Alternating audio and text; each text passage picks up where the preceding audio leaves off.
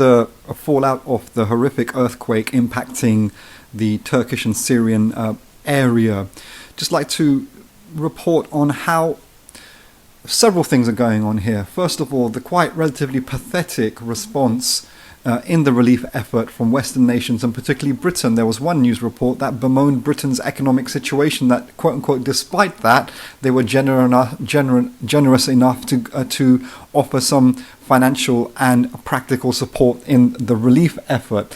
This is quite interesting considering the fact that Britain has been a leading part of creating violent destabilization across the region, not least including the infamous conflict in destroying Iraq from 1990 to 2003, the decision of Western states to conduct a bombing raid within the Syrian civil war of the last decade, and other issues as well, and not least the failure to support any right of Kurdish self-determination in a just way.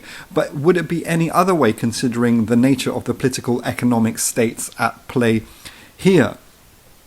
In terms of the migration issue, it's very awkward for states like Britain because they are weaponizing in a racist manner the migration flows that end up with humans reaching the border of Britain itself. The far-right Tory regime here in London is using the small migrants coming on small boats, asylum seekers coming on small boats, to be some kind of existentialist crisis of British society and whipping up racism in this regards. More on this shortly in terms of what happened in North England at a hotel housing asylum seekers.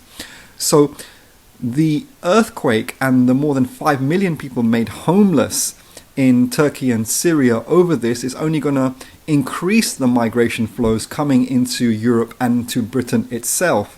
Kurdish people and other Syrian Iraqi people constitute a major section of those arriving on British shores and within the British border.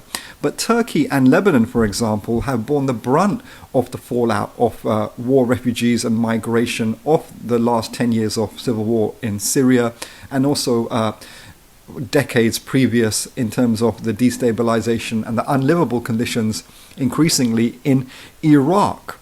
Turkey and Lebanon have received more than 5 million refugees from the fallout of these conflicts, in which Britain is bemoaning having to receive just a tiny fraction of that. The other aspect to the earthquake also is, on the one hand, humans are absolutely right and correct to reach out in a framework of empathy and human solidarity in terms of a plight of the people of the region. However, it should also be remembered that the people of the region have, in a Western racist approach, been normalized in this extent of suffering.